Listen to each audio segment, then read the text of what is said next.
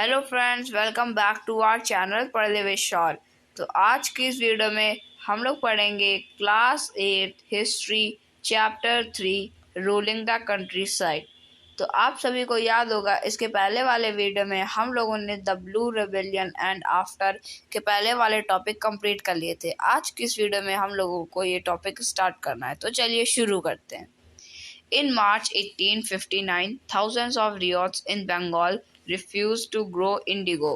As the rebellion spread, riots refused to pay rents to the planters and attacked indigo factories armed with swords and spears, bows and arrows. Women turned up to fight with pots, pans, and kitchen implements. Those who worked for the planters were socially boycotted, and the Gomasthas, agents of planters who came to collect rent, were beaten up. Riots so they would no longer take advances to sow indigo nor be bullied by the planters' lathias, the lathi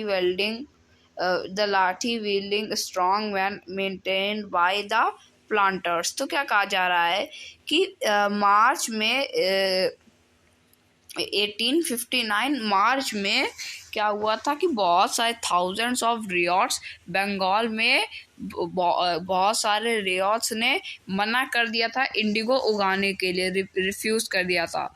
और ये जो rebellion था, इसमें जो रियॉट्स थे वो सब क्या, वो जो रेंट है वो प्लांटर्स को नहीं पे करते थे, और जो इंडिगो फैक्ट्रीज हैं यहाँ पे क्या हमला कर देते थे। कैसे हमला कर देते थे?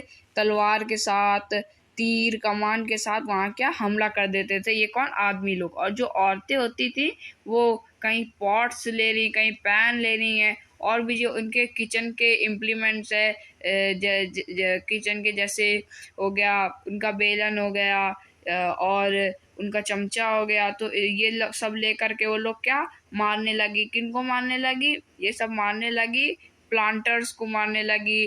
और वो सब इंडिगो जो उनको फोर्स करते थे इंडिगो उगाने को, उनको क्या जाके मारने लगी। और किनको मारा? और वो उनको मारा जो कि उनके लिए काम करते थे। कौन? गुमास्ताज। गुमास्ताज क्या करते थे? गुमास्ताज ये वो आदमी होते, ये एजेंट, ये प्लांटर्स के एजेंट होते थे। गुमास्ताज प्लांटर्स के एजेंट होते थे जो कि पैसे कलेक्ट करने को आते थे। जैसे आज 2 दिन हो गए हैं, 2 दिन का टाइम तुम्हें दिया था, 2 दिन हो गए हैं, लाओ पैसे लौटाओ। तो ये सब कौन? गुमास्ताज ही होते हैं। तो और ये सब लकड़ी लाठी लेकर के आते हैं, तो इनको हम लोग लठियाल्स भी कहते हैं। क्यों? क्योंकि लाठी लेकर आते स्ट्रॉन्ग मैन होते हैं, तो इन्हें हम लोग क्या लठियाल्स भी कहते हैं। तो इन लठियाल्स को भी क्या खूब मारा।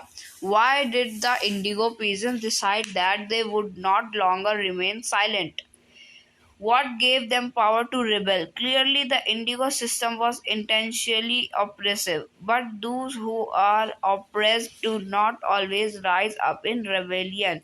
They do so only at times. In 1859, the Indigo riots felt that they had the support of the local zamindar and village headmen in their rebellion against the planters. In many village headmen, the Indigo peasants and pitched battles with the Lathias. In other places, even the zamindar went around village urging riots to resist the planters. These zamindars were unhappy with the increasing power of the planters and angry at being forced by the planter to give them land on long leases. तो फिर क्या हुआ कि आखिर ये लोग जो Indigo peasants थे, उन्होंने ऐसा डिसाइड क्यों करा कि ये जो ये ज़्यादा लंबे समय के लिए साइलेंट नहीं रहेंगे। क्यों? और इनको ये पावर किसने दे दी रिबेल करने के लिए। तो इसमें ये दिखाई दे रहा है क्लियरली कि जो इंडिगो सिस्टम है उसमें क्या इंटेंसली ओप्रेसिव, यानी कि उसमें वो काफ़ी ऑपरेसिव, वो इंटेंस, उसका जो इंटेंस है वो काफ़ी ऑपरेसिव है।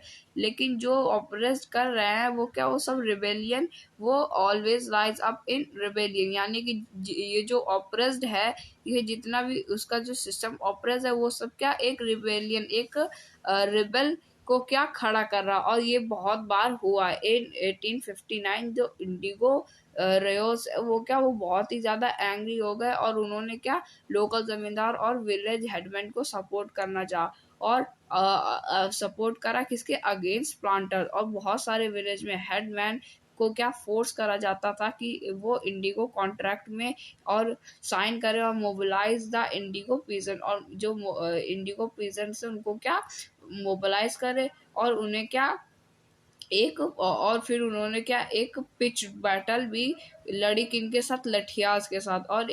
और अलग अलग जगहों में जो जमींदार है वो कहाँ कहाँ विलेज विलेज गए, वो मीटिंग करी और वहां पे जा करके रईयत से डायरेक्ट बात करी अगेंस्ट रेसिस्ट द प्लांटर्स के बारे में। जो जमींदार वर अनहैप्पी, ये जितने भी जमींदार थे वो सब क्या बहुत ही ज्यादा अनहैप्पी थे। क्यों अनहैप्पी थे? क्योंकि जो इनकी इंक्रीजिंग पावर थी ब्रिटिशर्स की, उसकी वजह से जो प्लांटर्स है और जो प्लांटर्स की जो पावर इंक्रीज हो रही थी, इसकी वजह से वो लोग क्या बहुत ज़्यादा एंग्री थे। और वो लोग इसलिए भी एंग्री थे क्योंकि उनको बार बार फोर्स करा जा रहा था कि अपनी लैंड लीज में दो इंडिगो उगाने के लिए, और इंडिगो उगाते हैं तो काफ़ी ज़्यादा लैंड की फर्टिलिटी भी लॉस होती है। The Indigo peasants also imagined that the British government would support them in other struggle against the planters. After the revolt of 1857, the British government was particularly worried about the possibilities of another popular rebellion. When the news spread of a simmering revolt Indigo districts, Indigo district, the lieutenant governor told region in the winter of 1859. The riots saw the tour as a sign of government sympathy for their plight. When in Barsat, the magistrate Ashley Eden issued a notice state that riots would not be compelled to accept indigo contracts. Word went around that Queen Victoria had declared that indigo need to be sown. Eden was trying to placate the peasants and control the explosive situations, but his action was read as support for the rebellion. तो फिर क्या होता था कि जो Indigo peasants है वो ये भी इमेजिन करते थे कि जो ब्रिटिश गवर्नमेंट है वो क्या वो इनको क्या सपोर्ट करेगी इन प्लांटर्स के अगेंस्ट। इस ये जो स्ट्रगल है उनके अगेंस्ट क्या, प्लांटर्स के अगेंस्ट उनको क्या सपोर्ट करेगी। और जो 1857 का रिवॉल्ट है, इसके बाद क्या हुआ कि जो ब्रिटिश गवर्नमेंट थी वो क्या पर्टिकुलरली परेशान हो चुकी थी, पर्टिकुलरली वो क्या परेशान हो चुकी थी कि किस लिए, ताकि वो ये जो रेबेल हुआ था इसकी वजह से वो क्या बहुत ज़्यादा परेशान हो चुकी थी और सोच रही थी फिर से ये ऐसी फिर से कोई रिबेलियन, ऐसा पॉपुलर रिबेलियन फिर से ना आ जाए। और ये जो न्यूज़ है जब स्प्रेड हुई, यानी जब फैली जिले से जिले, डिस्ट्रिक्ट टू डिस्ट्रिक्ट, तो जो लेफ्टिनेंट गवर्नर थे वो उस रीजन में खुद आए। क्या उन्होंने टूर करा लेफ्टिनेंट गवर्नर ने, कब 1859 विंटर सीजन में, और उन्होंने रयोस से देखा कि जो टूर है वो क्या साइन किया गया है गवर्नमेंट की सिंपैथी दिखाने के लिए। और जब बरसात में मजिस्ट्रेट एशले एडन ने एक नोटिस इश्यूज करी कि जिसमें लिखा था कि रेयोस को अब कोई भी फोर्स नहीं करेगा कि जो इंडिगो कॉन्ट्रैक्ट है उसको क्या एक्सेप्ट करने के लिए। और ये सब क्या जो क्वीन विक्टोरिया है उन्होंने क्या डिक्लेयर कर कि जो इंडिगो नीड है उसको क्या सोन, यानी कि उन्हें उगाया जाएगा, मतलब कि उन्हें कम करा जाएगा। और जो ईडन है वो क्या, वो placket the peasants and control the explosive situation, यानी कि जो ईडन है एडन वो क्या ट्राई कर रहे थे कि ये जो पूरा सिचुएशन इसको क्या इसे क्या एक्सप्लोसिव सिचुएशन बना दे। और जो इनका एक्शन है वो क्या रिबेलियन को क्या सपोर्ट भी कर रहा था। As the rebellion spread intellectuals of from Calcutta rushed to the Indigo districts. They wrote the mystery of the riots, the tyranny of the planters, and the horrors of the Indigo system. Worried by the rebellion, the government brought in the military to protect the planters from assaults and set up the Indigo Commission to inquire into the system of indigo production. The commission held the planters guilty and criticized them for the coercive methods they used with indigo cultivators. It declared that indigo production was not profitable for riots. The commission asked the riots to fulfill their access, existing contracts, but also told them that they could refuse to produce indigo in future. तो क्या होता है कि जैसे ये rebellion spread करता है तो इंटेलेक्चुअल्स कहाँ से, कलकत्ता से बढ़ के जो और भी इंडिगो डिस्ट्रिक्ट है वहाँ जाता है। वहाँ पे क्या होता है कि वहाँ पे एक मिस्ट्री क्या लिखी जाती है, किसके रोट जो रियोत होते हैं उनके द्वारा क्या जो और भी मिस्ट्री है वो क्या और भी मिस्ट्री लिखी जाती है। और जो टेरेनी हो गए ऑफ द प्लांटर वो और horror of the Indigo system, ये सब क्या मिस्ट्री लिखी जाती है। और ये जो परेशानी है रिबेलियन की, ये गवर्नमेंट को क्या मिलिट्री प्रोटेक्ट तक पहुंचा दिया प्लांटर्स को फ्रॉम असॉल्ट, यानी कि जो प्लांटर्स थे उनको क्या मिलिट्री सपोर्ट भी मिलने लगा। और उनको क्या एक इंडिगो कमीशन सेटअप करी गई जिसमें ये इंक्वायर करा गया कि जो इंडिगो प्रोडक्शन है वो अब आगे कैसे होगा, क्योंकि जो पीसेंट्स है वो तो क्या अब रेबल कर रहे हैं। और ये जो कमीशन है उसने जो प्लांटर्स की गलती और जो क्रिटिसाइज है उन्हें भी क्या हेल्प करा, और जो अदर कोरेसिव मेथड है उन्होंने इसे यूज करा with the indigo cultivators. It declare that indigo production was not profitable for ryots, और ये डिक्लेयर करा कि ये जो प्रोडक्शन है इंडिगो प्रोडक्शन वो रियोट्स के लिए प्रॉफिटेबल नहीं है। और जो commission asked ryots to fulfil their existing contracts but also told them that they refuse to produce indigo in future. फिर क्या कह रहा है कि जो कमीशन है उससे फिर से पूछा गया कि जो रियोट्स हैं उन्होंने तो मना कर दिया, तो अब हम लोग इंडिगो की जो कमी है वो फ्यूचर में कैसे फुलफिल करेंगे।